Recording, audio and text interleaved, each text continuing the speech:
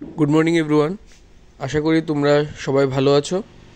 আমি নিয়ে এসেছি তোমাদের জন্য ত্রিপুরা জয়েন্ট এন্ট্রান্সের একটা মোস্ট আপডেটেড ভিডিও, যের মধ্যে আজকের ভিডিওতে আমি তোমাদের সঙ্গে ডিসকাস করব যে ত্রিপুরা জয়েন্ট এন্ট্রান্সের যে এখন নেক্সট রাউন্ড যেটা আছে সেটা হলো তোমাদের চয়েস ফিলিং।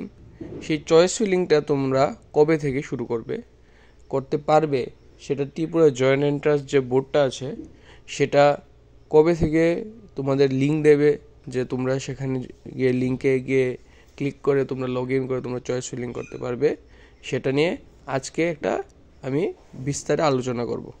এখন চয়েস ফিলিংটা অনেক দেরি হয়ে যাচ্ছে। তোমাদের লাস্ট ডেট ছিল 30 তারিখ, জুনের 30 তারিখ তোমাদের লাস্ট ডেট ছিল যে তোমাদের লগ ইন করে ফটো আপলোড এবং মার্কস টাইপ করে দেওয়ার। সেটা তো শেষ, আজকে চলে তোমাদের 7 তারিখ জুলাইয়ের, মিন্স এটা টোটাল 7 দিন হয়ে গেছে।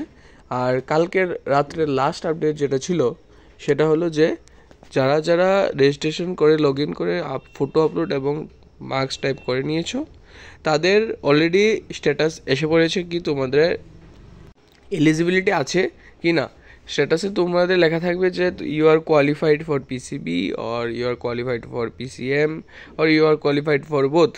কিছু কিছু জায়গায় লেখা আছে যে আমি একটা পেয়েছি, আমাকে একজন টেলিগ্রামে মেসেজও করেছিল কি দুইটা আছে, একটার মধ্যে লেখা আছে কোয়ালিফাইড ফর পিসিবি, আবার আরেক জায়গাতে লেখা ছিল qualified for PCB but failed in math.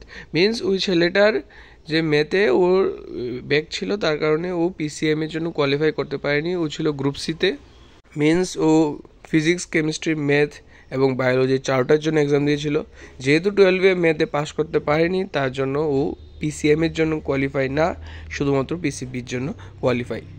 এখন আমি তোমাদের সঙ্গে আরেকটা ডিসকাস করছি যে আমি ত্রিপুরা জয়েন্ট এন্ট্রান্স বোর্ডের সঙ্গে কথা বলেছি, তাদেরকে ফোন করেছিলাম আমি যে কি আপডেট আছে। তো তারা আমাকে বলল যে এখন পর্যন্ত তাদের কাছে কোনো ডেট রিলেটেড কোনো ডিসক্লোজ হয়নি।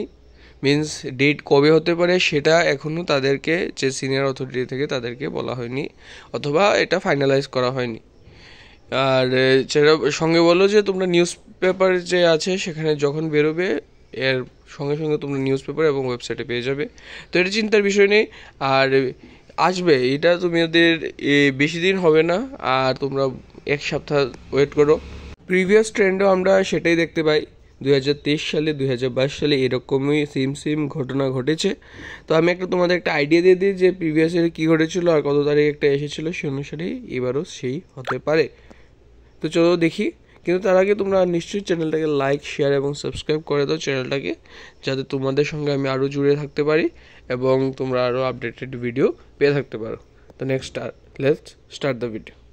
এটা হলো 2024-এর সেই নোটিশটা যেখানে লেখা আছে যে তোমাদের 30 তারিখ পর্যন্ত তোমরা রেজিস্ট্রেশন করে লগ ইন আইডি দিয়ে তোমরা পাসওয়ার্ড দিয়ে সেটার অনলাইন রেজিস্ট্রেশন করতে পারবে, যার মাধ্যমে তোমরা ফটো অ্যাড এবং তোমরা নাম্বার টাইপ করতে পারবে। আর যে 2023 সালে সেই রকম তোমরা নোটিফিকেশান দেখতে পাবে সেম টু সেম, যেখানে বলা হয়েছে যে 2023 সালে তোমাদের ত্রিপুরা জয়েন্ট এন্ট্রান্সের যে এক্সটেনশন হয়েছিল সেটা লাস্ট ডেট ছিল দেখো 27 জুন থেকে 30 জুন 2023। মিনস 2023 সালেও তোমাদের 2024-এর মতনই 30 জুন ছিল লাস্ট ডেট। এখন দেখে নিই যে 2023 সালে তোমাদের চয়েস ফিলিংটা কবে শুরু হয়েছিল, নোটিশটা এসেছিল।